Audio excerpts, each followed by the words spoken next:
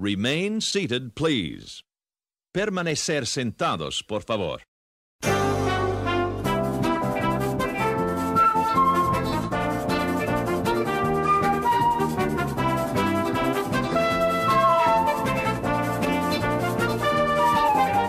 Matterhorn Matt presents Matterhorn Mondays. Welcome everybody to episode 84 of Matterhorn Mondays. I'm your host, Matterhorn Matt. And I'm Alex, the historian, your co-host. And we got a great stream today, you guys. Not just because I found my old fidget spinner from 2 years ago, but because of other reasons as well. We have some great topics that we're going to be covering today, from the Future World Overhaul in Epcot to the new details about the Disney Plus streaming service. Stay tuned for all of that. But before we get into any of the main topics, I would like to say this episode is sponsored by all of my lovely patrons over on patreon.com/MatterhornMatt. Link is in the description below. Also, if you guys would like to join our Discord server, we have wonderful, dare I say, amazing Disney discussions. We were sort of live discussing the live stream of the Investors Day, where Disney announced all the details for Disney Plus. So that was pretty cool. We don't have any birthdays today. Oh yeah, link is in the description for the Discord. If you're watching live, you can do !Discord as well as !Patreon. No birthdays today, sadly, but if you would like to be wished a happy birthday on stream, you can follow the link down in the description below, or if you're watching live, you can do !Birthday, I believe. Yeah, !Birthday. And if you guys are looking for more family-friendly live streams like this one, head over to theliveplace.com. Link is in the description below. Sort of a great website who culminates a lot of Disney, not just Disney live streams, but Disney, non-Disney live streams. Matterhorn Mondays is there, as well as Resort TV 1, a great channel if you guys have not checked them out. And that felt really smooth going through all the announcements today. I'm really proud of that. But I don't know, what do we normally do after this? I don't even remember. Well, I guess I should say we're on a limited time schedule today, and we do have a lot to talk about, so we're going to be blasting through a lot of these non-main topics, I guess. So we're going to head right into this week's new... Why are you saying congratulations, Matt? What did I do? I'm so lost. Anyways, let's get right into this week's news from the Peak. We now present to you news from the Peak. Our first bit of news is coming to us straight from the Star Wars YouTube channel. Brand new teaser trailer was released for Star Wars Episode 9. If you guys have not seen the brand new teaser, it was revealed at the Star Wars convention thing that they have around this time of year in Chicago. I think it was in Chicago. But I would like to briefly discuss this trailer. Alex. Oh, I know what we forgot. We forgot Matt Snaps. You know, yeah, we're gonna jump right into Matt Snaps or I guess we can have Alex say his thoughts about the Star Wars Episode 9 teaser trailer while I snap open the Snapple. So Alex, why don't you take it away? You know, it's funny. I don't really like the two new movies from the new trilogy. But the funny thing was, when I watched this teaser for Episode 9, I actually, I didn't want to throw myself out a window. So that's a good thing. You know, it wasn't...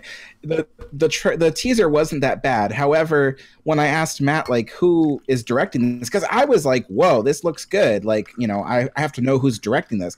And then Matt told me it was J.J. Abrams, and that's when I was like, oh boy, Yeah, I might end up throwing myself out a window. But anyway, we'll see. But I did enjoy watching the teaser, but we'll just see if I end up liking the movie. We'll see.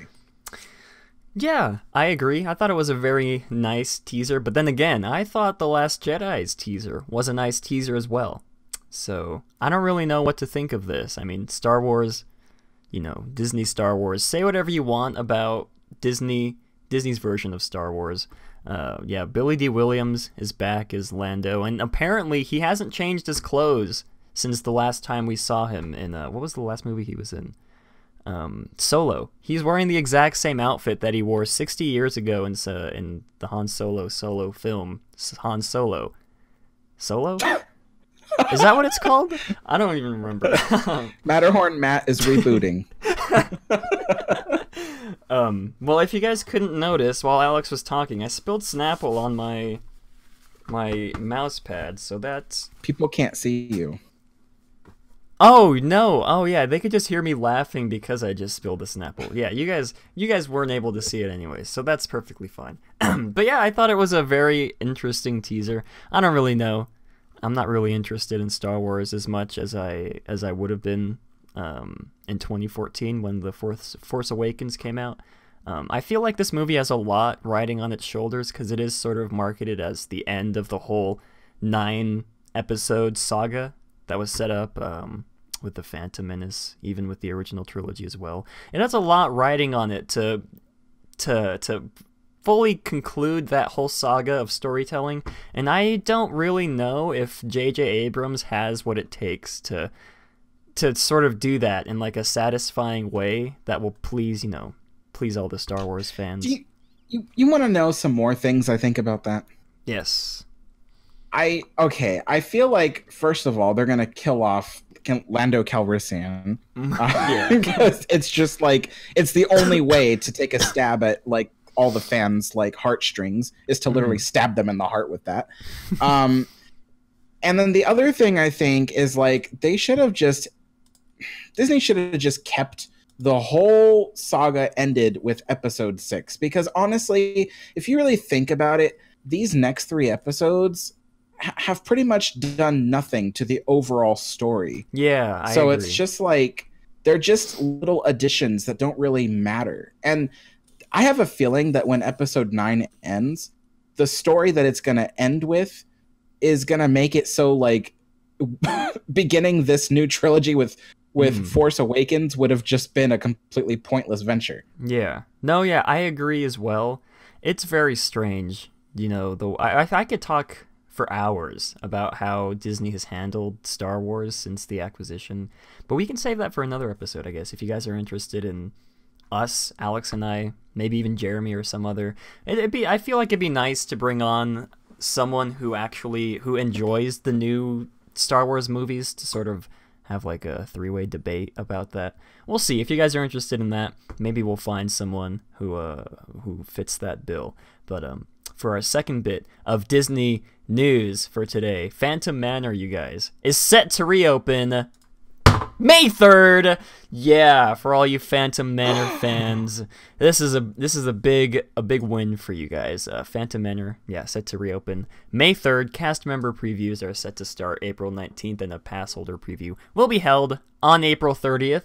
Just like a week, almost a little bit more than a week from now, is the pass holder preview.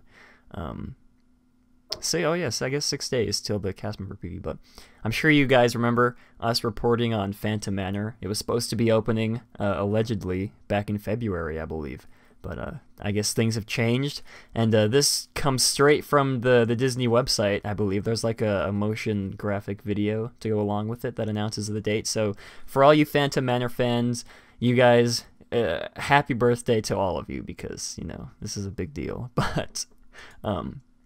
we don't have a third bit of news from the peak for today. Instead, we're going to be trying something different. We have a new segment that we'd like to try out for you guys.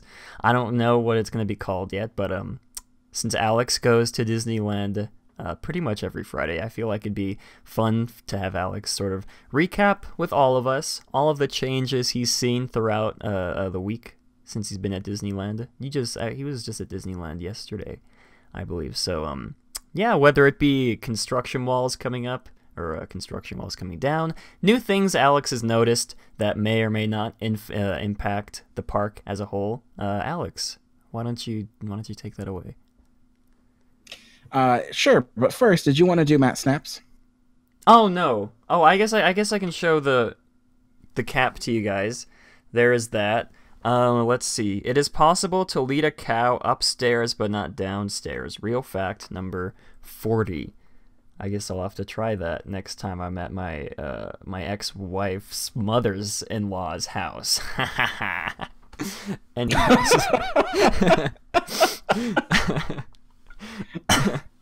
Anyways, Alex, you can take it away from there. Okay.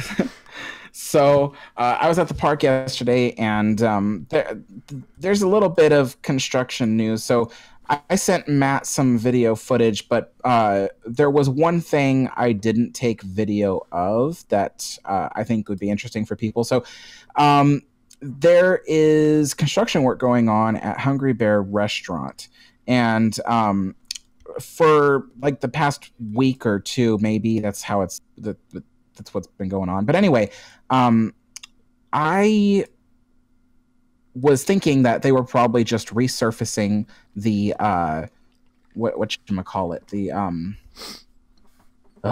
the deck. But the thing is that what I found out by actually like passing by the construction site on the train, I saw a bunch of really big logs, like, you know, like the kind that support the whole deck to begin with. And I was like, okay, that's weird. Like, these are made of wood, but the ones that support the deck are actually fake wood. They're actually steel. And then I realized I know what they're doing. They are putting in a permanent shade structure onto the top deck of Hungry Bear Restaurant. So these large logs that they're going to be installing are going to be the support poles that will hold up a canvas type shade structure, kind of like similar to the one that's like 5 feet away at the other side of the seating area. So they're probably going to be installing that, because for years that was the number one complaint, especially when I worked there, was that the umbrellas didn't do much and it was still like really sunny and really hot on that deck. So anyway, that was just some news I wanted to share with you guys. And I guess now we shall talk about the stuff I did video. So Matt, did you just want to play the video with audio, or do you want me to just narrate right now what's going on in the video? Because I'll give you one hint. I'm seeing this video on the live stream, which is delayed, so I'm not sure if I'll be able to like keep up with what's happening on the screen. We can just play. We can play the video in its entirety with the audio, and then I guess we'll cut back to both of us once the video's finished playing. But yeah. So let me make this full screen actually. Desktop capture. Wrong monitor. There we go. Alright, let's switch on to this, and we'll let this video play out for you guys, and we'll be right back. Well, folks, we're here at the very beautiful hub of the park, and they've pushed back the construction walls here in front of the castle. So, basically, what we're looking at right at this very minute is that they have dropped the curb in front of the castle down to, well, basically flat is what I'm trying to say. So basically, people shouldn't be tripping as they try to approach the castle, which was a huge issue actually. People were not looking where they were going, and they were tripping and falling. So anyway, the new brickwork looks really nice. And gosh, we're probably going to spend a while here just to look at everything. So this is all new ground right here. All new concrete, everything like that. What's funny is this part of the wall here doesn't look like it was really touched at all. This doesn't look like the new paint scheme. You know how I know? Because that right there is the new paint scheme. As you can see, it's very beautiful. I love the pink at the top. It reminds me of the 50th anniversary, the way that they painted the castle for the 50th anniversary. Which I know some people really didn't like. They felt the colors were too strong, but I'm one of the people that personally enjoyed the way it looked. So now we're walking towards the star on the ground. The star was basically untouched, but look, there's all these patches where the concrete was just destroyed. I mean, wow. I'm surprised they didn't redo the star. I'm really surprised. And here's the new brickwork for the plaque that announces the the time castle, which is a time capsule that's buried right under there. So I can't wait to see that one day. So here's another look at one of these towers. This is part of the new color scheme. Gosh, it is so bright and vibrant. I love it. I don't know if you can see it well on the camera because it probably comes off as like super, like the contrast is probably really bright, but it looks really great in real life.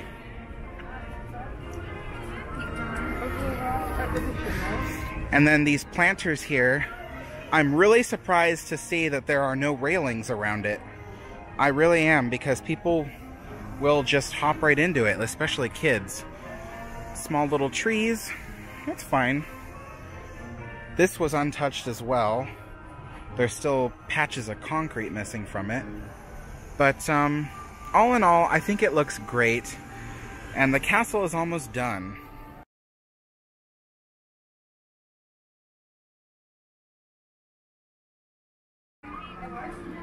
Okay everyone, this is really cool. We are right behind the entrance to Adventureland, and they opened up the entrance to Frontierland from here.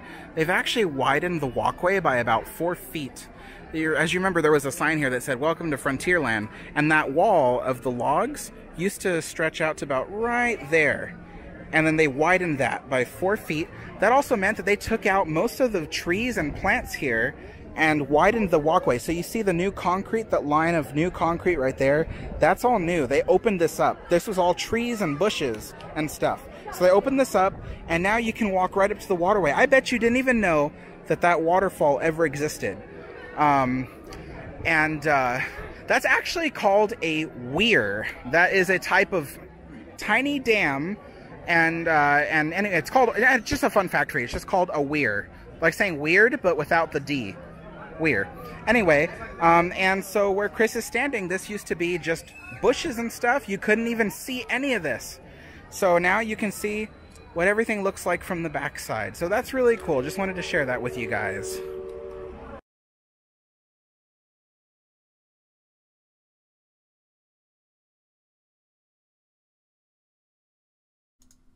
Alright, well, we hope you guys enjoyed those exclusive clips while these were playing. Alex just told me that these are from the next episode of his vlog that he filmed. So this is like insider information, you guys. No one else has seen these pieces of footage except Alex, me, and all of you guys watching. So yeah, Alex, do you have any closing things you'd like to add to this unnamed Alex Disneyland update segment? What was the precise question again? Would you like to add any further, if you'd like to add any further updates on Disneyland? Yeah. So of the bits and pieces of the castle and the area around the castle that I've seen the new paint scheme for, I'm talking backwards.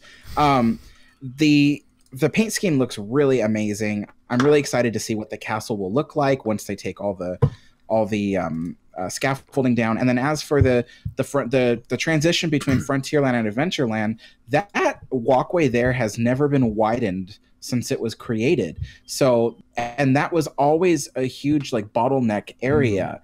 And the fact that they widened it by about 4 feet is going to make a huge difference. So that was really exciting. And I'm excited every week to bring you new footage of things happening around the park or the resort.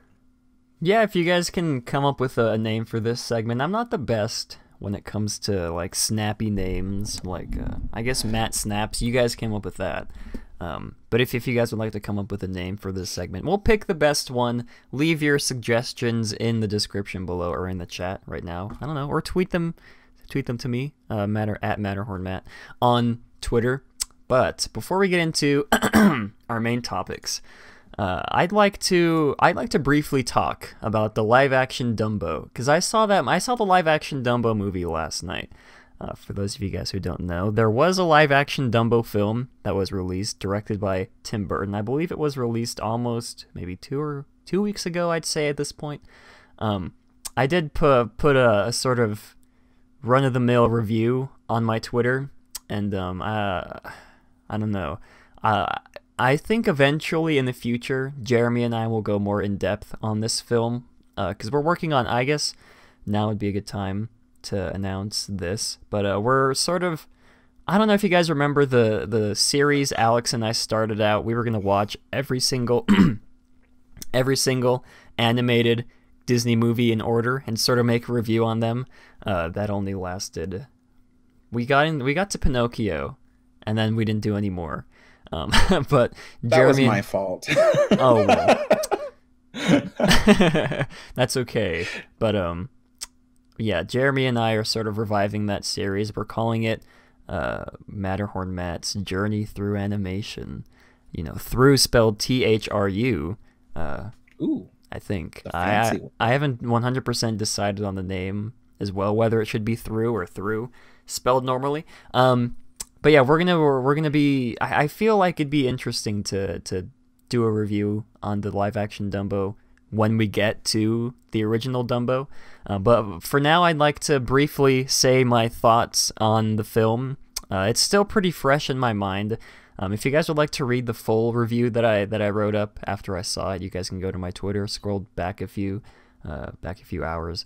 But I don't know. I just like to say that Baby Dumbo, the CGI Baby Dumbo, was really, really the best part in the movie.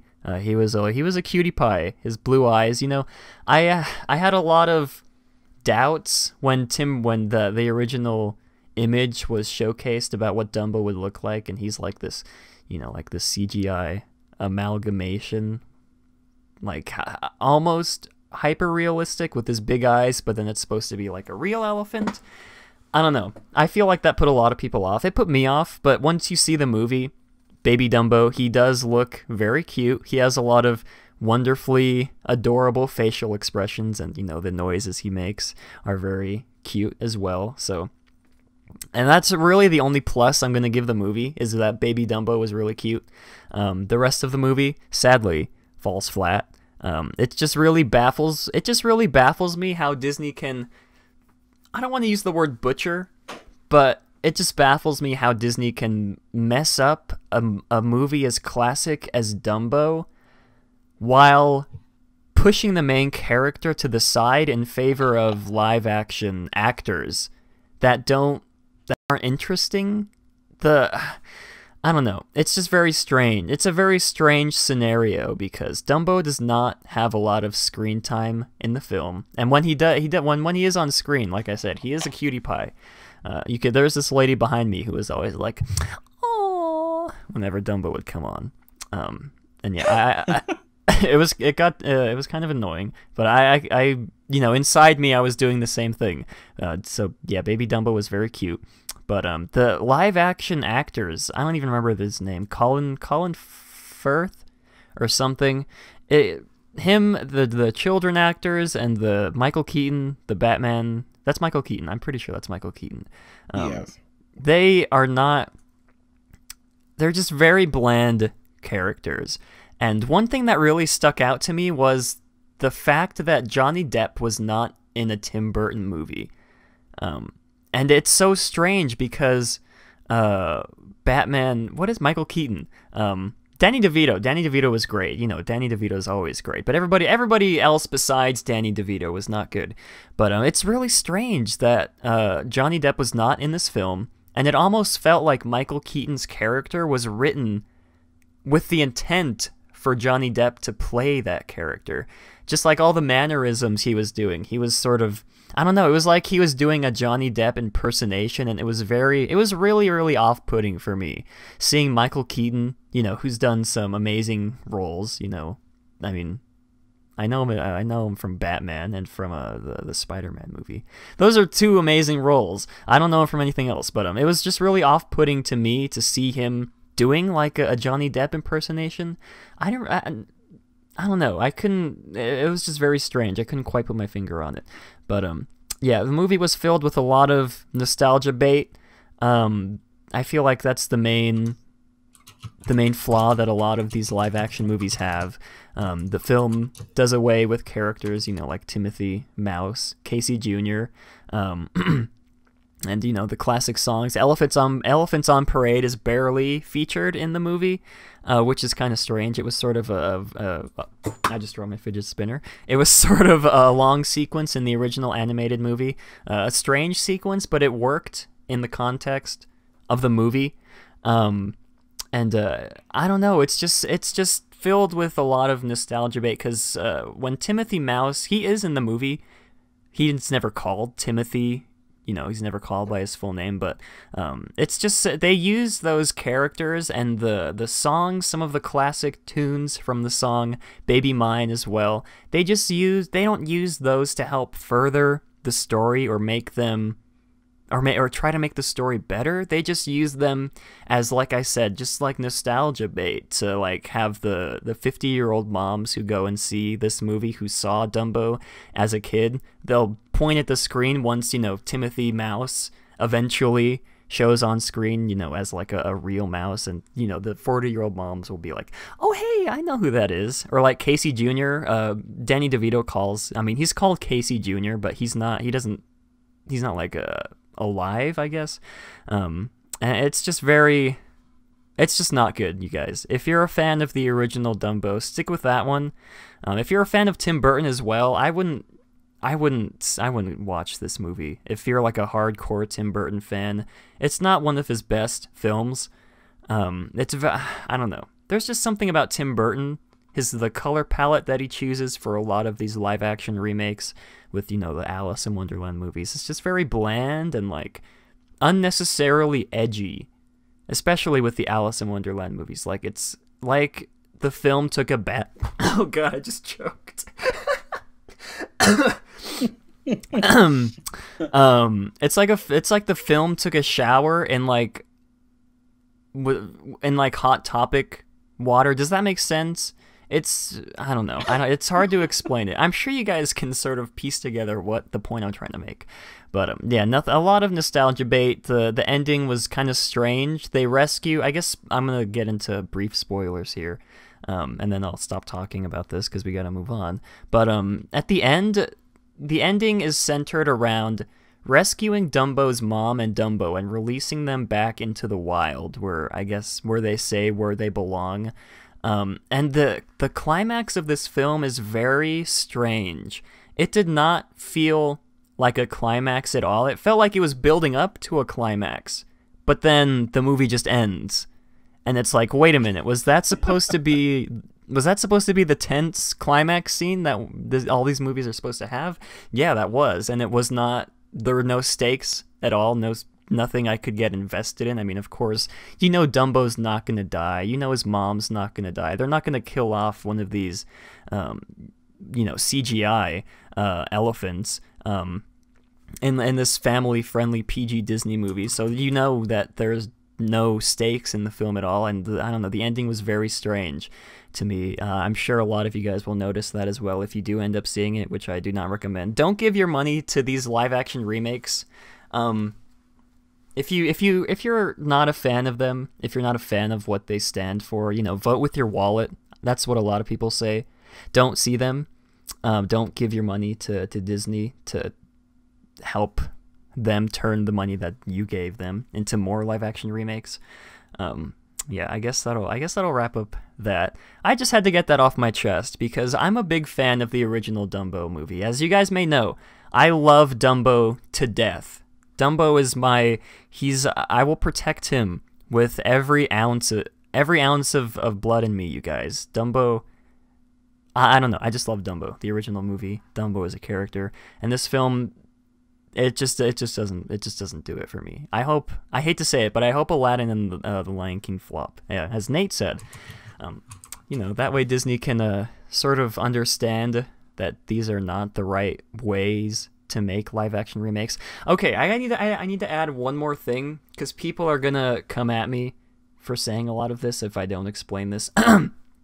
I put this in my original tweet as well, and this film does do what we want these live action films to do, and that is to try something new other than just being a shot for shot remake of the original. That's what this film does, but it does so with the original stuff from the original movie being pushed to the side, like I said, in favor of these new live-action actors who bring nothing to the movie, who add nothing to the movie, who don't make it any better.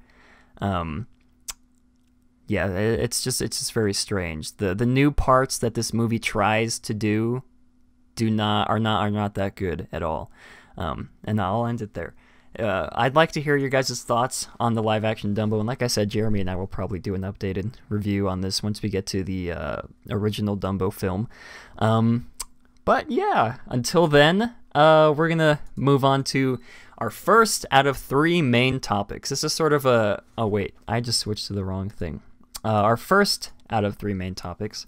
This is sort of a half of a main topic, because we do have a lot more that we got to get into, so we're going to breeze through this. A permit was filed for the demolition of the Adventureland sign at Disneyland. This is sort of big news, you guys. The exact wording they use is, quote, Disneyland Adventureland. Demo existing marquee and install new with footings and sign. Now, Alex, right off the bat, I'd like to hear your thoughts on... I guess just your thoughts on Disneyland removing the Adventureland sign and sort of widening the walkway with Project Stardust. Well, the thing that I've been thinking about is is if they end up actually physically widening the walkway by a few feet, then removing the marquee and building a new one would have been entirely worth it. However, if all they're going to do is demolish the existing marquee with the intent of getting rid of this little mini separation wall they have in the middle of the walkway, then I just feel like it's kind of pointless at that point, because so this little tiny wall is just this little 3-foot high wall that supports part of the thatched roof that you see there on the right. And it doesn't really do anything to the walkway. It doesn't really stop traffic in any way. Not anything more than, a person who decides to stop in the middle of the walkway and take out their park map. So it's no different from that. So, oh yeah, you're showing so there's a little wall there on the right. And so all I know about this is they're demolishing the marquee to take out that little tiny wall. But if that's the case, it's going to be pointless, I think, because I don't think it's really going to make a difference. But it'll be all worth it if they do end up actually widening the walkway by at least another 3 feet. And the only inclination I have that they might widen it is with the video that me and Matt just showed you, where I showed you guys how they widened the pathway to Frontierland and how they pushed everything closer to that little creek. There's a possibility they may just demolish this whole marquee, widen that walkway to kind of go over suspend over the creek with a wooden bridge or something, because that's what exists there right now, is a fake wooden bridge. You probably don't notice that as you walk into Adventureland, but you walk over a wooden bridge as you enter Adventureland. So anyway, so if that's what they do, worth it. Yeah, I don't know. It's very strange. I agree. That little wall I don't feel like that really wouldn't make much of a difference. And there's a hair that's just barely creeping its way into my... There we go. Into my eyeball. I just got it. But yeah, so it does seem like they're gonna demolish the Adventureland sign as a whole and maybe replace it with a brand new one. So for those of you guys who are big fans of this Adventureland entrance sign, you better get your pictures of it quick, because it may or may not be changing to something completely different. I mean, it might look similar, but it probably won't be the exact same thing. And I believe that's not even the original one that opened with the park. So, I mean, I guess it's. No, it's not. Yeah, it's a recreation. So yeah, I guess it's sort of fine if they demolish it, because it's not a key part that's been there since the land opened. But I don't know. The Adventureland is one of the lands, like we've said, that has the worst sort of congestion in the park. I guess along with New Orleans Square. And they've done a lot to improve the guest flow in Adventureland. And, I mean, I really like what they've done with, I'm sure you guys can remember the other changes we've mentioned, like the, what did they do? They moved the stroller parking into one consolidated area so that the strollers aren't just parked in the middle of the walkway anymore. I believe they expanded the seating for the Bengal barbecue inside to replace one of the shops. And of course the new Tiki Terrace. What is that restaurant called? The Tahitian? No, it's not. I can't remember what the new restaurant they opened is called. But Tropical Hideaway. Tropical Hideaway. Thank you, Alex. So I mean, Disney's on a hot streak, like I said, when it comes to fixing the congestion in Adventureland. Hopefully this improves it. I mean, I don't know. You never know until you actually see what they're going to do. So I don't know. Hopefully, I'd love to hear you guys' thoughts in the chat, in the comments down below about this upcoming change. And like I said, get your pictures of that sign quickly because it may or may not be never coming back again, being replaced with a new one. But moving on to our second main topic. This is big news, you guys. Big Epcot news. For all you Epcot fans, original Epcot fans, I suggest turning away because this is going to make your eyes... It's going to make you cry. This comes to us from WDW News today. Permanent Future World Festival Center and Beer Garden, new Starbucks, water maze, and more are coming to Epcot. Now, I'm sure you all remember Jeremy and I, Alex, talking to you about the brand new entrance area coming to Epcot a few episodes ago, as well as the brand new Play Pavilion that's going to be taking over the Wonders of Life. Up until that, we hadn't had any new, any new details regarding the Future World Overhaul that Disney's been talking about for the past year and a half, 2 years almost. But thanks to our good friends over at WDW News today, new rumors have surfaced that they expect Disney to fully announce either before or during this year's D23 Expo in August. Now, I'll sort of run down all the changes that are expected to come to everybody's favorite park. Innoventions West will be fully bulldozed, as well as the Fountain of Nations, which means Club Cool, the Character Spot, and the Art of Disney store will all be gone. Innoventions East will also be partially removed, leaving the Electric Umbrella and Mouse Gear, while creating a new path from the Electric Umbrella to the Guardians of the Galaxy Coaster and the brand new Play Pavilion. They're also going to be replacing the Fountain of Nations with a brand new garden area accompanied by a permanent beer garden. I do have one question. What is a beer garden? That's like something I can't wrap my head around. Is it like... You don't know what a beer garden is? No, it's where they grow cans of beer from the beer tree. Oh, my... I should have known. It's so obvious by the name. I mean, that's honestly what I was picturing. I for the life of me, cannot figure out what a beer garden is. But anyways, a new custom-built structure will be coming that will permanently house the Epcot Festival Center. So, you know, they don't have to be using the Wonders of Life Pavilion anymore, since it's going to be turning into something else. They're going to be building a permanent Festival Center, as well as a brand new Starbucks building, you guys. I'm so excited. I just love me some Starbucks. Starbucks.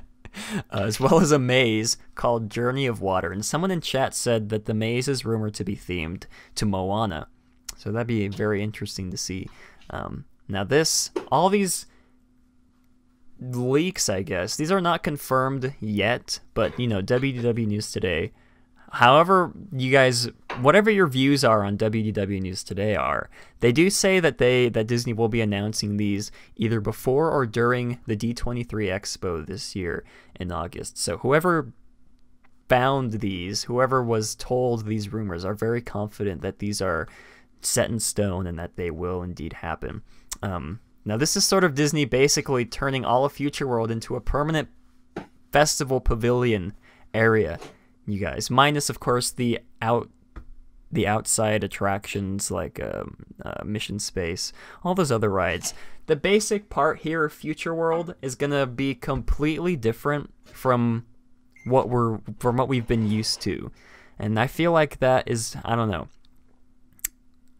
I almost wish we had Jeremy here so he could give his thoughts on this, because you guys know how much Jeremy loves Epcot. But Alex, what are your thoughts on these? And you know how positive Jeremy is. I mean, yeah. But Alex, what are your thoughts on these brand new rumors about the Epcot overhaul? I'm not going to that park, so it doesn't bother me.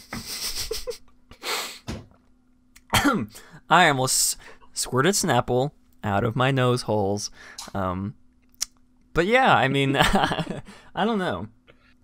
I feel like we sort of discussed the past episode with Jeremy when we all talked about Epcot, that Disney doesn't know what they're going to do with in regards to this sort of section of Future World. And I guess what they discovered is that the sort of festivals that they have throughout the year are extremely popular, like the Food and Wine Festival, the Art Festival. I'm sure there's more, I just can't remember any of them.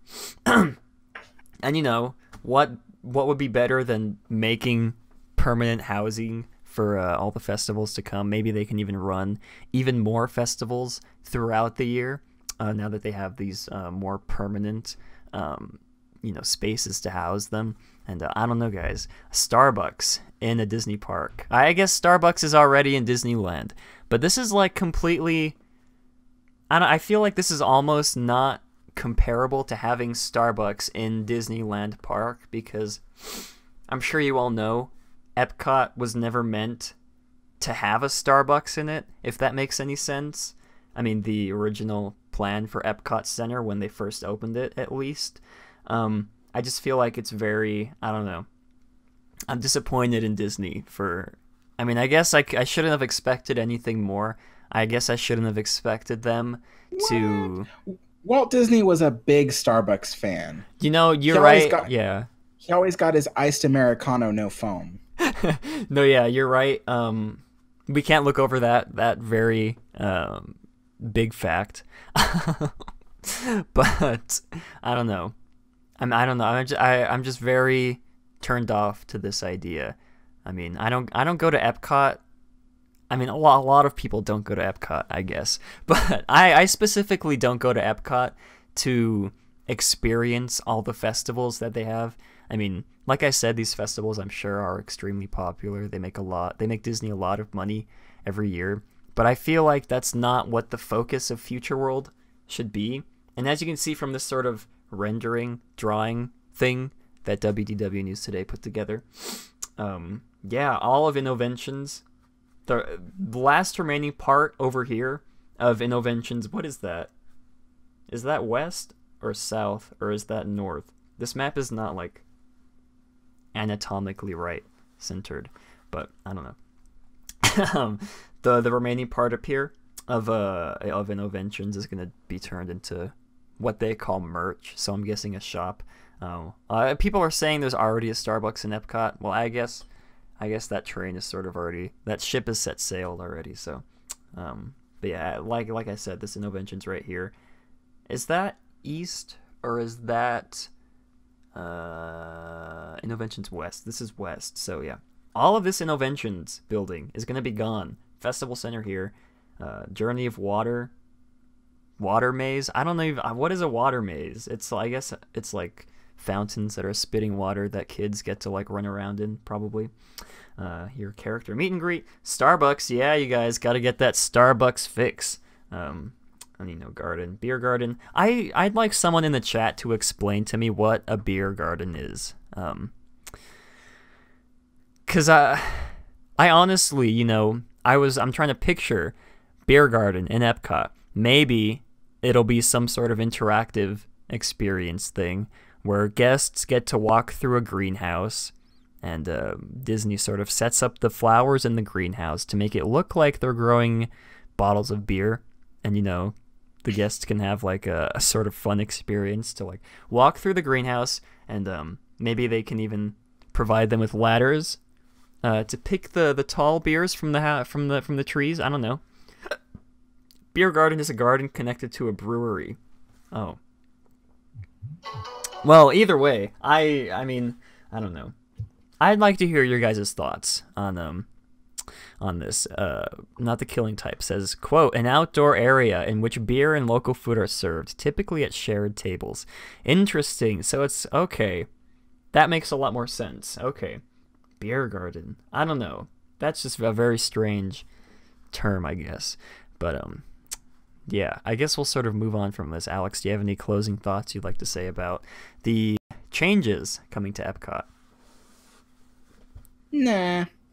All right. Well, like I said, I'd love to hear your guys' thoughts on this down in the comments, in the chat below, because I know we do have a lot of Epcot purists that are subscribed to the channel. So yeah, I'd love to see the debate spark up down below in the comments. But until then, we do have some big Disney Plus news, you guys. If you did not watch Disney's shareholder live stream thing, and if you've been sort of living under a rock the past couple of days, Alex and I are going to update you on all the brand new Disney Plus details that were announced this past week. And when I say a lot of details, a lot of details were announced. I guess we'll start with when the service will launch. The service will launch on November 12th of 2019 in the United States. They're going to be having a sort of rollout style expansion when it comes to launching the service in other parts of the world, like China, all those other countries. Starting price for this, get this, you guys, Disney Plus is going to be $6.99 a month, or $69.99 a year. And that includes 4K HDR content. I'd like to compare that to Netflix's current pricing model. Currently, Netflix is $8.99 a month for normal non-HD streams and $12.99 a month for 2 HD streams. So, back when Disney first announced that they were going to be making a streaming service, Bob Iger specifically said that the price for Disney Plus would be very competitive compared to all the other streaming services out there, and we can see that right now, because $6.99 a month, that also includes 4K HDR content, compared to the almost double $12.99 a month from Netflix for 2 HD streams. That is, I don't know. I was blown away when I saw the price unveiled. Alex, what are your thoughts on $69.99? What are your thoughts on the price for Disney Plus? Honestly, I was really blown away by that price, because I know, like, okay, like, I know people that have Netflix. They have the $12-something subscription, and I just use all of their their usernames and logins just to get in, because I don't pay for it myself. But anyway, I was really surprised to see that they're charging $6.99 for Disney Plus, especially with all that you're getting. I mean, you're getting their entire library of stuff, and as time goes on, they're going to keep adding more and more stuff related to anything Disney owns, and that to me is like a major plus. I might even spend all my time on Disney Plus and probably like almost never be able to get to Netflix because I'm going to be spending so much time. So anyway, I am definitely signing up for Disney Plus. Yeah, Alex and I were talking about this the other day, and we were telling each other how we were instantly going to subscribe to Disney Plus, because it's so cheap, and like you said, you're getting the entire Disney film library. I guess I'll go over right now. I'm not going to go over individually each film that the service is going to have, but on launch, the service is going to have nearly the entire Pixar films catalog, nearly the entire Marvel film catalog, the entire Star Wars film catalog, and of course the animated Disney films that have released up until, what was the last one? Wreck-It Ralph 2, I believe. as well as some of the 21st Century Fox films like Avatar, and all of the Disney Plus original TV shows that are going to be made specifically for the platform. And don't forget all the stuff that has been that is on the Disney channels. Oh, I say that plural. That may even include old Wonderful World of Color and Wonderful World of Disney episodes. Yeah, they did say 5,000 episodes of Disney Channel shows will be on the service. So yeah, that could very well include, HD copies of the Wonderful World of Color episodes. I hope to vault up above that it does, because I think in the past, when Jeremy was on the show with all three of us again, we were sort of talking about how whether or not they would have those original Disneyland TV shows, the Wonderful World of Color episodes, and how that may or may not be a breaking point, or whether or not that would depend on whether or not we subscribe to it, if they had those or if they didn't. But I almost feel like it'd be worth it to subscribe to this, even if they didn't have those, because they could always eventually add them on at a later time. Yeah.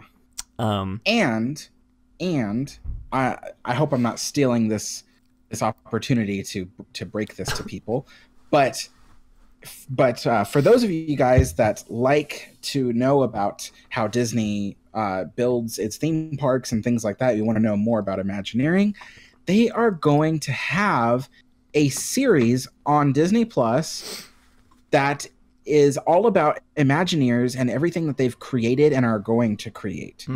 It's like it's going to be a serious TV show about the Imagineers. I forget what it's called. I don't have the name of it right in front of me, but yeah, it's going to be awesome, with like interviews of all kinds of Imagineers, like, Mark Davis and Bob Iger and all of them, and it's just going to be so. Yeah, that is going to be another one of the big drawing points, I feel like, at least for this crowd. For the people who watch our kinds of videos, I feel like that's going to be one of the main things they're going to watch. I'm trying to find the name of the show just right here on Google. If you guys remember it down in the chat, you're more than welcome to say it, because I can't find it right off Google. Yeah, that is going to be really awesome. I'm excited to see that, because it sort of harkens back to, like the original, like Alex said, the original Disneyland Imagineering stuff. I don't know. You always love to see that kind of footage from there. I believe they're going to have a lot of images, maybe unreleased images and concept art as well. Also, HD versions of the Signature Plus films, the Golden Age films up until... what was it? I think they said Snow White.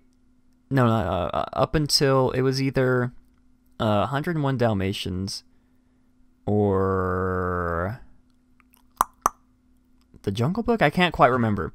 But yeah, all the Signature Plus films, original classics that Walt himself, helped create, are going to be on the streaming service as well. I mean, of course, if they didn't have that, I feel like a lot of people wouldn't subscribe. And like I said, 5,000 episodes of Disney Channel shows will also be on the service. That's a lot of TV shows, you guys. If each episode is an hour, and there's 5,000 episodes, how many hours of content would that be? So would that be 5,000 hours of... No. I can't math, you guys. I'm sorry. There was no sign of Song of the South.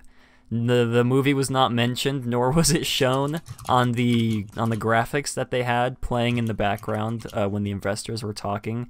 So I don't... I'm sorry, I don't think Song of the South will be on the Disney Plus streaming service. Let's see. Here is one thing. I'd like to show you guys this video that played during the investors conference live stream. So I'm gonna let this play through for you guys. Hopefully I don't get copyright claimed because of this. I don't think I will. If I do, I'll just cut it out of the main episode and I'll link it in the description below. But here we go. I feel like everybody who watches this show and the channel needs to see this, so here we go. Homer Simpson here, proud addition to the Disney family and soon appearing on Disney+. I, for one, salute our new corporate overlords. Now, family, put on the mouse ears. You only get one chance to make a first impression. I don't wanna, I'm not gonna, you can't make me. Put on the ears, boy. Marge.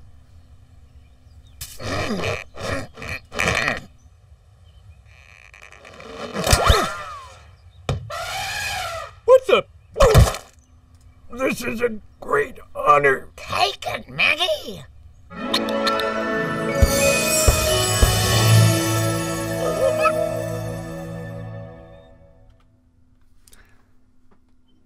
And yeah, my jaw dropped when I saw this play, you guys.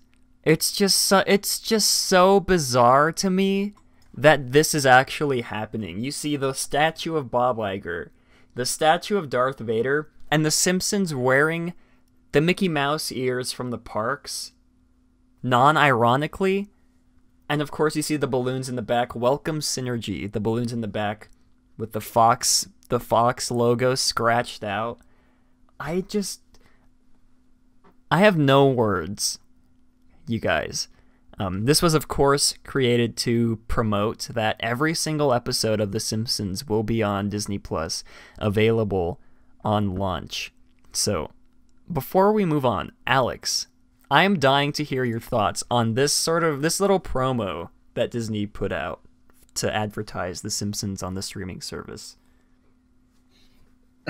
Honestly, like, there is so much going on, like, with this little video, because, you know, they're trying to play it off as a joke, but it's like, I think the creators of The Simpsons and those who work on it currently are kind of like, oh man, like, we're owned by Disney now. Like, there are things that we will not be able to say or do anymore. You know, I think it just feels like really forced into seeming like it's a joke when it's like a very bittersweet joke. You know what I mean? So yeah.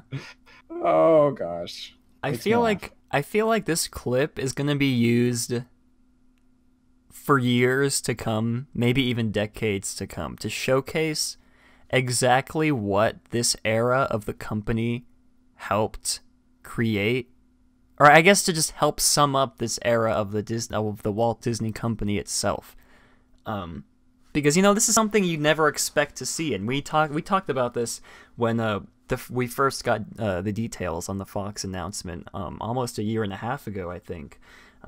What would happen to shows like The Simpsons and all the other sort of edgy style adult TV shows, cartoons that Fox was already creating. And now you see here, this is what's going to happen to them. This is just so, I don't know. There's just something so bizarre to me about this whole thing. It feels like a nightmare. That's what it feels like. Like, I want to pinch myself to wake up, but then this video just keeps playing while I'm like strapped to my bed and I like can't wake up. And it's just like Marge, her big hair trying to put on the mouse ears. I don't even know. And then Dumbo falling on what's his face? What's the dad? I've never seen The Simpsons. What's the dad's name? Is it Pete? It's not Pete. Whatever the dad's name. I've never seen The Simpsons, you guys. That probably comes off as weird. Homer, that's it. Homer, thank you. Everybody's seen The Simpsons except me. Homer, yeah, that's it. No, yeah, I thought it was Peter Griffin. Peter Griffin is from Family Guy, which is now also owned by Disney. Yeah, I'm still waiting for the Family Guy version of this teaser, but I guess they won't be having Family Guy on the Disney Plus program. So I don't know.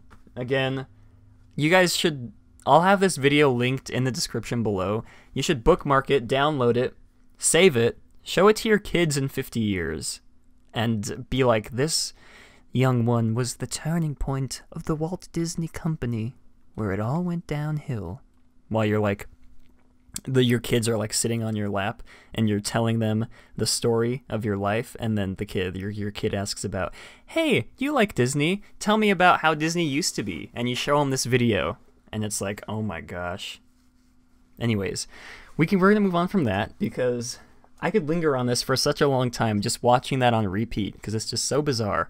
But yeah, like I said, every single episode of The Simpsons will be available on day one. And I'm not 100% sure. Someone in the chat said there's been 30 seasons of The Simpsons. If that's correct, that's a lot of... I don't know, that's a lot of Simpsons. I guess that also shows how I don't know. There's a lot of content that's going to be put onto this streaming service for such a low price. It's just very, very astounding to me. There was also news that Lucasfilm will be shifting focus to do Disney Plus programming instead of big budget films after Episode 9 is released, I'm sure, in response to the overwhelming, I guess not overwhelming, and in response of the box office bombs, not necessarily bombs, box office failures, that's a better word, of Solo, A Star Wars Story, and, the critical... reviews of their previous Star Wars films. Let's see. Overall, on launch, the service will have 7,500 plus past episodes of on-air and off-air TV shows, 400 plus films, 100 and plus recent movie releases, and 25 plus original TV shows made specifically for the streaming service. Now, I'm not going to go over exactly what is going to be on the TV show when it comes, or what's going to be on the streaming service when it comes to the originals. I'm going to link DSMI Newscast's most recent video in the description below. For those of you guys who want to hear about all the Marvel TV shows, all the Star Wars TV shows, there's going to be a Jeff Goldblum TV show, you guys. Original to the Disney streaming service, and I feel like that's gonna be weird. Yeah, I'm excited for it. I love Jeff Goldblum, but yeah, it is gonna be weird. A lot of I guess one thing we've sort of neglected talking about is what is it even? National Geographic. They're gonna have a lot of the National Geographic sort of documentaries on the Disney Plus service as well, which I guess gets overlooked, because you're just sort of fixated on the Pixar, the Star Wars, the Marvel, and of course the Disney, and it's like, oh, in the corner, left alone to neglect is the National Geographic series of TV shows and films. So for those of you National Geographic fans, it might be worth it just to subscribe to Disney Plus just for the National Geographic content, because it's my understanding that they're going to be making more original shows for the Disney Plus streaming service for National Geographic as well. I think even the Jeff Goldblum one is going to be part of the National Geographic one. So yeah, very cool. I guess that sort of leads into what kind of impact this will have on the future of streaming when it comes to things like Netflix, Hulu, even though Disney basically owns Hulu. Netflix, Amazon, what are the other ones? CBS has a streaming service as well. I feel like... Honestly, if I subscribe to Disney Plus, I may never need to buy another Disney movie again. Yeah. Yeah. I don't know. I agree. From my perspective, I don't normally buy movies. I hate to say this. I'm neither confirming nor denying that I may or may not pirate the films online, but that's just a rumor, you guys. I don't know who said that about me. Someone said that about me. It may or may not be true. I'm not confirming that it's true or not, but I don't think I've ever bought a DVD in a very long time. I think it's probably because my computer doesn't have a DVD ROM slot, so you just stream. Yeah, it but online. You guys, Matt watched Fantasia in mono sound. Okay, I know. So I know. So the way he does things, you should not follow suit. Mm-hmm.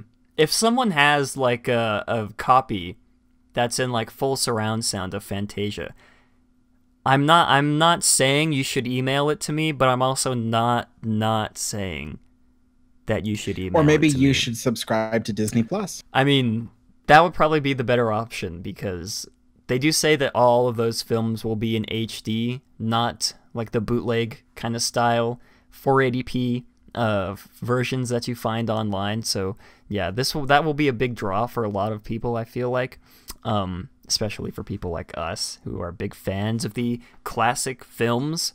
Let's see. Yeah, I'm itching to see the impact this will have on the rest of the streaming world as a whole, because up until just the other day when Disney announced all these details, nobody knew the price it was going to be, the amount of content it was going to have on the streaming service, other companies like Netflix and CBS, Amazon, they couldn't really do much until they knew exactly what they were going to be going up against. And turns out they're going up against Disney, literally the biggest company in the world at the moment. I believe their stock, Disney stock, has gone up almost $15 or like $20 the past day. So that shows that this is going to have a big impact on the future of the company and the future of the streaming world as a whole. I'm also excited to see whether or not this will tear people away from services like Netflix to cancel their subscription there maybe, and only have a Disney Plus streaming server or Disney Plus account, because there are other things Netflix provides besides Disney films, besides Marvel films. Netflix has Parks and Recreation and The Office. That's about the only thing I use it for. Besides the Disney films that it has on currently, which are going to be going away once the Disney Plus service launches. And I'm wondering if this is going to sort of urge other movie companies like Universal maybe to create their own style Disney Plus-esque streaming service. I feel like if like a company like Universal did that, I don't think it would have the same impact that Disney Plus is going to have at all, because if you just using Universal as an example, what was the last good Universal movie that you guys saw? I guess the Minions movie, Despicable Me, The Mummy. Did you guys see the recent Mummy with Tom Cruise? That was a great one. The Jurassic World movies. No, I'm just kidding. That was awful. No. I mean, I'm not judging you, but I'm judging.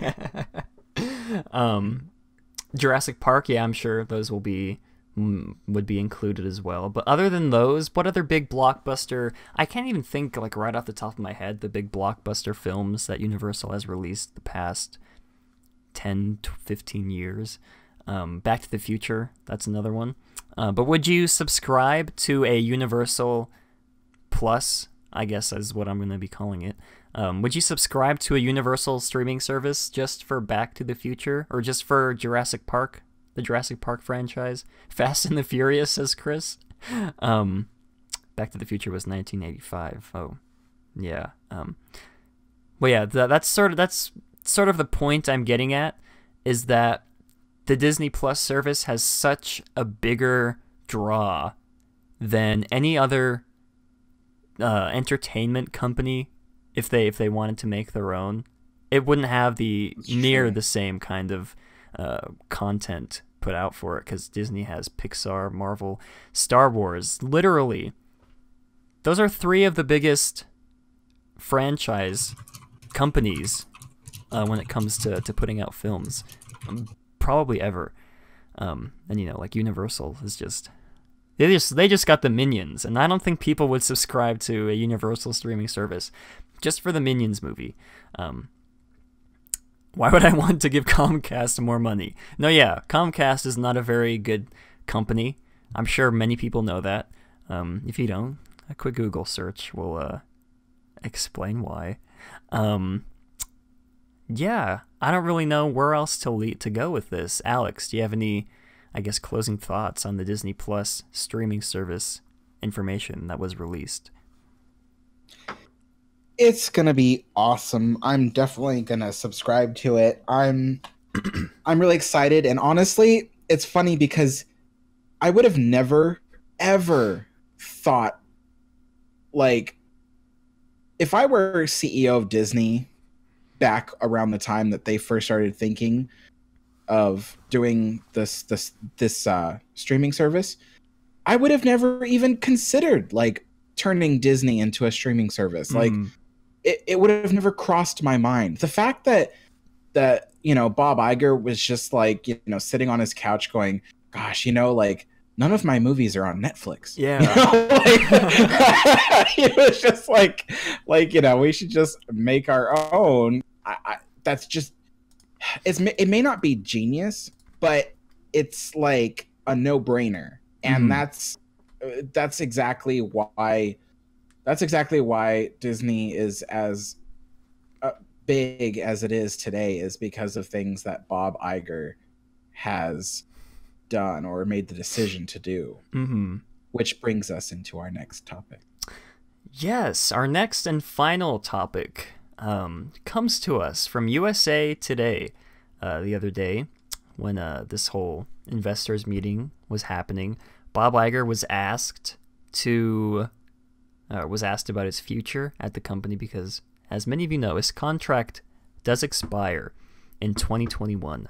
And when asked about the future of him at the company, he said that he is going to retire in 2021 when his contract is up. I'm going to quote directly from Mr. Bobby himself. He says, quote, I'm expecting my contract to expire at the end of 2021. I'd say this time I mean it, but I've said that before. I've been CEO since October of 2005, and as I've said many times, there's a time for everything, and 2021 will be time for me to finally step down. So that's sort of, I mean, he says himself, he's said he's going to retire a lot of times before, I'm assuming. But this is probably the real one where he actually steps down. I don't even know. The way Iger has molded this company into what it is today from what it was when he started in 2005 is, I can't even think of the right word to use. It's astounding how he's turned this company around and turned it into the giant that it is. Because I'm pretty sure since he's been the CEO, he bought Pixar, Marvel, Lucasfilm, and now Fox. So Disney Plus is really, I guess you can sort of think of Disney Plus as like the child almost of Bob Iger.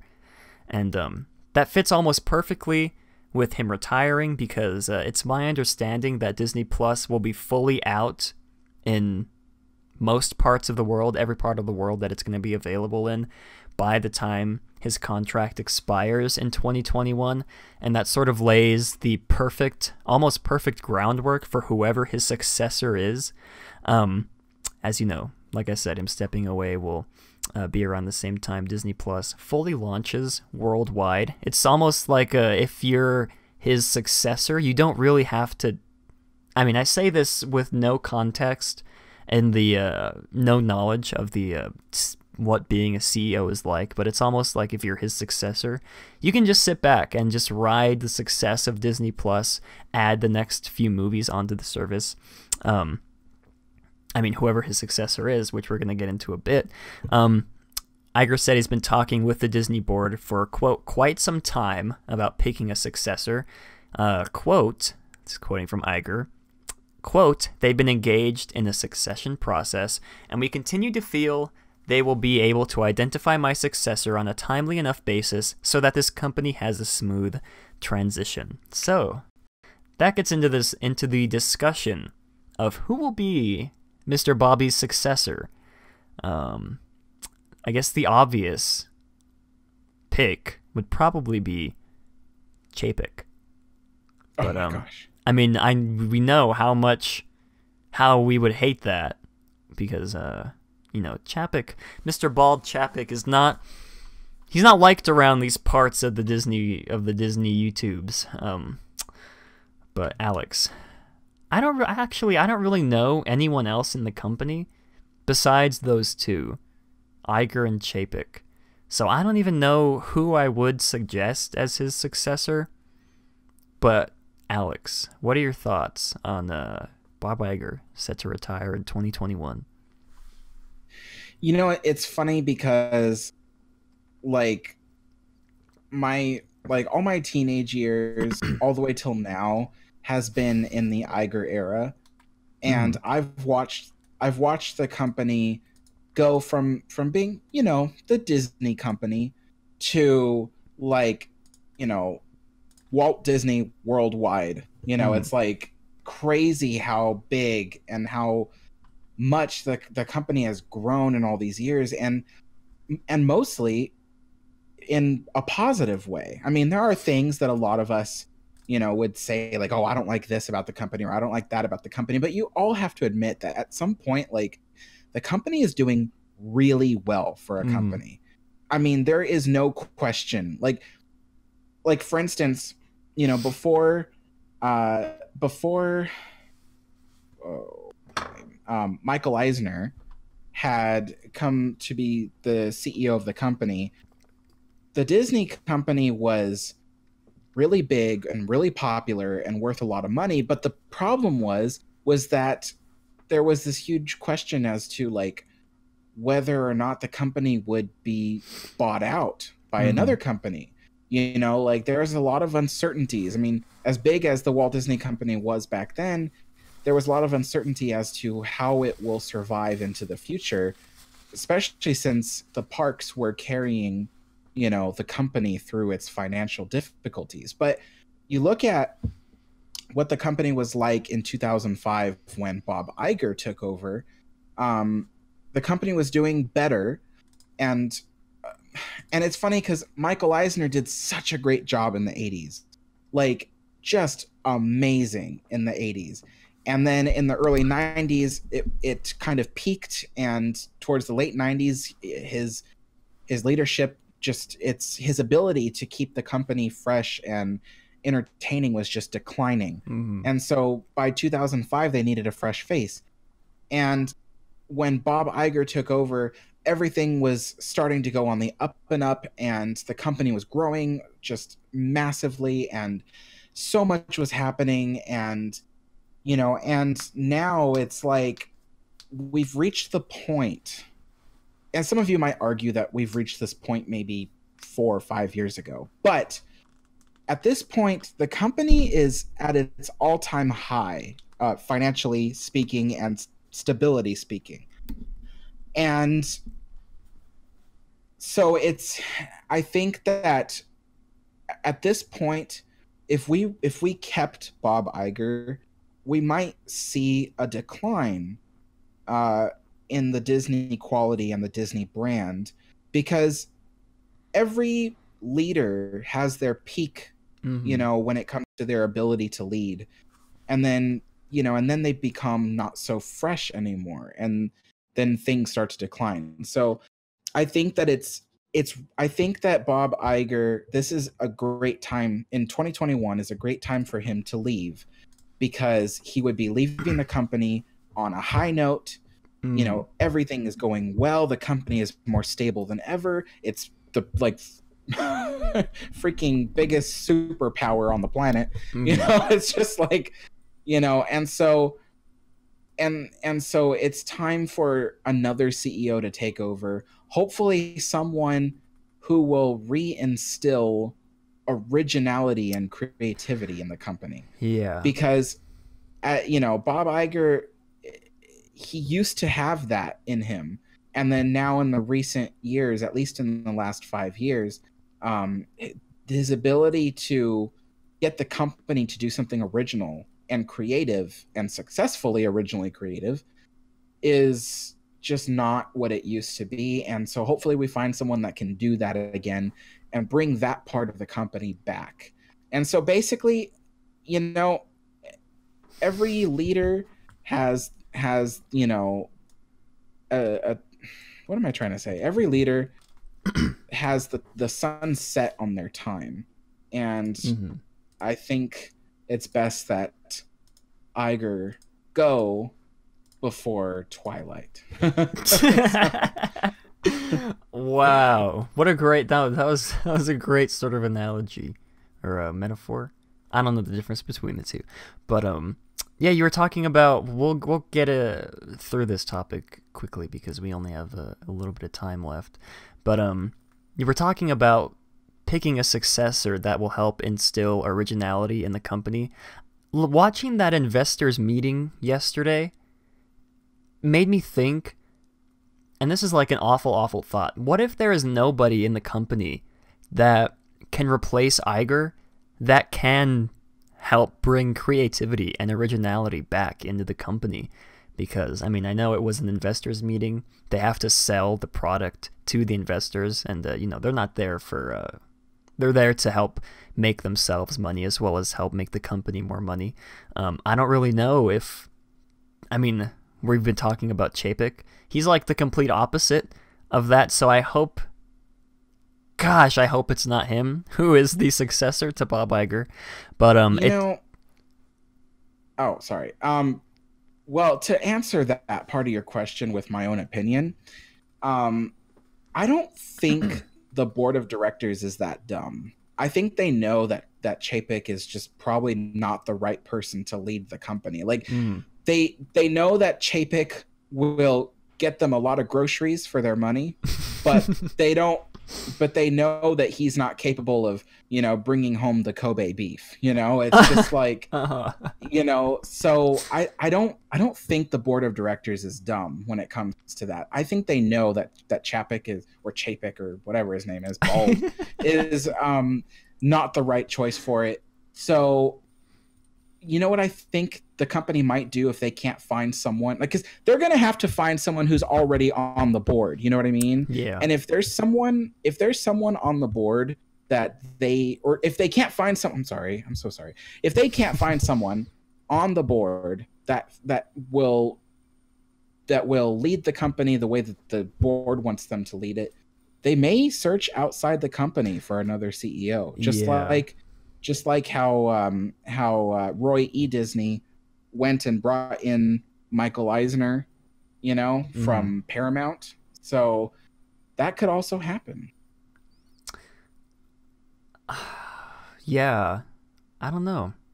I mean, I really don't know if anybody in the entire world could help bring, like we were just saying, creativity and originality back into the company, whether or not they promote someone from the inside or go with an outside hire. I'm trying to think. I guess I don't keep up with any of the other movie studios besides Disney, so I don't really know anybody else who would be, I guess, like, be worthy of that. I don't know. I'm sure whoever they do hire, they will once again lead the company to make a lot of money. What if, let's just play the what if game really quick. What if Lasseter wasn't a weirdo? Do you think that they would have made Lasseter the CEO of Walt Disney Company? You know, I think it's possible they might have. You know, now that you mention it, if he wasn't a weirdo. Yeah, no, I think that would be a possibility, actually, because they had already made Pete Docter the head of... they made him the head of Pixar, not the head of Disney Animation. So, you know, Lasseter was sort of out of job. Maybe that's what they were planning on doing until it came out that he was a weirdo. I don't know. That's kind of crazy. Besides him, I don't know. Pete Docter already has a job. But can you imagine if he wasn't the weirdo that he was, how amazingly original stuff would come out of the company, thanks to Lasseter being CEO of the whole company. Yeah, you know, Lasseter, he really did, I feel like, set that precedence when it comes to originality with Pixar and like the whole environment he created within the Pixar company just to help, you know, breed originality. I feel like that would be really, yeah, you know, if he wasn't a weirdo, he would be my #1 choice. But, you know, very sad. We got to do this on more episodes. We should have a segment called If They Weren't a Weirdo. Oh my gosh. That would be a great segment, Alex. That would be wonderful. Grace asks, why is he a weirdo? I feel like we did this in the past episode. Well, he was accused of, like, not necessarily, like, sexual harassment, but he gave, like, hugs, from what I understand. And I haven't read up on this in a while. From what I understand, he was very touchy when it comes to women in the company. I think one of the instances was, like, giving really long and, like, drawn-out hugs, which is kind of, you know how uncomfortable hugs can be when you're trying to, like, pull away from someone, but they just keep on, like, squeezing and squeezing tighter, especially in, like, a professional business setting. So yeah, sort of just... And like, some women came out saying that, like, that when they worked for Pixar, Lasseter and the major heads of Pixar made the company feel a lot like a boys' club. And like all the women were just treated like, you know, what's the word? Subservient, I guess. Yeah, that as well. Which I guess sort of culminated in that short they made, Pearl. Really great short, if you guys haven't seen it. From Pixar. But yeah, so that's basically that on, what's his name? Lasseter. There we go. Yeah, I can't, like I said, I can't think of anybody else who would be willing to, or who would be good. Like I said, I don't know. I guess I don't know any. Pete Docter would be great, but I don't really know if he'd. Yeah, I don't know if he's like super corporate CEO. You know. Yeah, yeah. Because he is, you know, good at running the Pixar movie division. I don't know how good he'd be at, like, running this major, huge company that Disney is. If you guys have any suggestions, comment them down below, or in the chat if you want. T-Will said, what if they brought Tom Staggs back and made him CEO? Long shot, but fun to think about. I don't know who Tom Staggs is, so... Oh, Tom Staggs. Tom Staggs was amazing when it came... Okay, Tom Staggs was the guy that ran the Parks and Resorts division before Chapek. And Tom Staggs had an amazing portfolio of work. I mean, Tom Staggs was the one that brought us Cars Land and Buena Vista Street and stuff like that. Like, he got us all those amazing things in the parks at the time. This was before Chapek came in and stole the budget from everything and walked off with it. But the funny thing about Tom Staggs was, like, Tom Staggs was literally going to be the next company CEO, because Bob Iger was grooming him to be the CEO. And then randomly one day, Tom Staggs announced that he was stepping down from his job and he left Disney. And nobody knew why. It was just so surprising because everybody was set for him to become the new CEO in like 2016 or something, or maybe an odd number, maybe 2015. But anyway, but what I think happened is maybe Tom Staggs had like maybe the company had some dirt on him that they felt like, you know what, we better get him out of here before anybody finds out and we get accused of supporting him. So that's the only thing I can think of, because literally Tom Staggs would not have turned down the job as CEO. He wanted it and he was good at it, or he would have been good at it. I mean, he would have been a great company CEO. But yeah, I think something happened and they just decided, you know what, you better step down before this comes out and everybody knows about it. Interesting. Well, that... Huh. I wonder how old he is. Let's see. Tom Staggs. Born 1961. Age 57 to 58. I mean... I guess that's not that old. I mean, I don't know. I don't know. Not for a CEO. That's kind of on the young side, kind of. Well, from what you said about him, I feel like he might be good as a replacement for Bob. What if George Lucas, new Disney CEO? Oh my God. We'd be seeing Jar Jar Binks in every ride. Now that would truly be an amazing stepping stone, you guys, having George Lucas be the CEO of the Walt Disney Company. I mean, just a thought. But Disney, if you're listening, definitely don't do that. I don't think George Lucas would be very good as a CEO. If George Lucas was the CEO of Disney, I'd be like going to Disneyland one day, going on the Haunted Mansion. There's Jar Jar Binks going, "You suck, get on the ride side."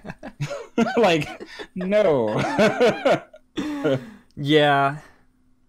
That's just so, I mean, anyways. Like I said, if you guys have any other people who you think would be a good successor for Bob Iger, be sure to comment it down in the comment section below. Kevin Feige said Leonardus. I don't think he'd be up for that. I mean, maybe. He is very good at what he does. I don't think he'd want to leave anytime soon. I mean, granted, 2021 isn't soon. I don't know. He could be good. Kevin Feige could be good. Didn't Bob Iger say he was going to run for president in 2021? Or was that just like one of those clickbait rumor No, he was telling a joke. Oh. But you know what? Trump made that same joke several years ago. So I'm not gonna say anything more. What if Bob Iger is retiring in 2021 to run for president? Would you guys vote for him? I mean, what? I don't want to get into the politics, but I don't know. I feel like that would be something. Man, imagine like coming from this $1 trillion company and then going to run for president. I feel like he'd have a lot of people supporting him. Tivo says he clarified that he's not running for president. Okay, well, a guy can dream, I guess. I'd like to live in a world where Bob Iger is president. I feel like that'd be cool, depending on, how good he is at it. Anyways, we do have a Matt Hosts Ghosts, but we're going to be saving that for the next week. Nate was so kind as to write a sequel to the very classic Oink Saga that we showcased it's been a few months actually, I think. So if you guys would like to get caught up on that, it is pinned in the Hall of Fame channel on our Discord server. Link in the description below if you'd like to get caught up on the Oink Saga, because like I said, Nate is continuing that saga. Very excited to see where he goes from there. We're gonna get into that next week. He already sent the prologue, but we're out of time, sadly, for Matt Hosts Ghosts, so we're gonna have to wait on that for next week. Yeah, we hope you all enjoyed this episode. I feel like this was a really good episode. It really helped that we had like a designated time limit. I feel like that really helped us, consolidate, not ramble on for too long. This was a really good episode. I'm proud of this one. Thank you, Alex, for joining us once again. My pleasure. Thank you to everybody else for joining us live, and thank you to everybody else who is watching or listening on a SoundCloud, on YouTube, or on Spotify, or any other podcasts thing that you used to listen to us on. Yeah, we appreciate every single one of you, especially, like I said, the people who come out here live and help contribute to the chat. If you guys would like to... if you guys would like to watch these episodes live, the link to my second channel, Matterhorn Matt Streams, is now in the description of every video we're ever going to put out in the future. Oh, Steve just got here. Oh, poor Steve, I just missed it. Poor Steve. Yeah, the second channel is where we live stream all of these Matterhorn Mondays shows. We live stream them on Saturday at 4 p.m. Disneyland time. I'm going to start doing that, 4 p.m. Disneyland time. Unless I do say that it's good to follow my Twitter or to be a member of the Discord server in case, because sometimes we flip-flop the time. Sometimes it's 5:30, sometimes it's 6 o'clock when we have different guests on who have a different schedule than Alex and I. So yeah, just stick to the Twitter and Discord if you'd like to tune into these live, just to make sure you're going to be watching them at the right time. But anyways, like I said, we hope you all enjoyed this episode.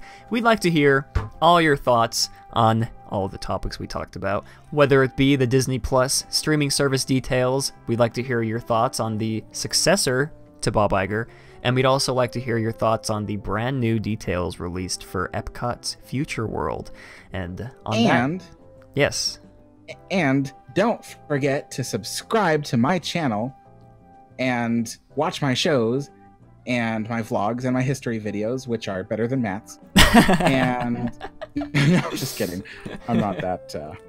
Anyway, thank you everybody for having me on the show. Yeah, everybody. Alex recently put out a history video on the motorboat cruise in Fantasyland, and it was really good. I definitely recommend you guys go watching that. Let's see, is there anything else I have to say? I don't think so. We hope you all enjoyed this episode, and as always, have a great big beautiful tomorrow.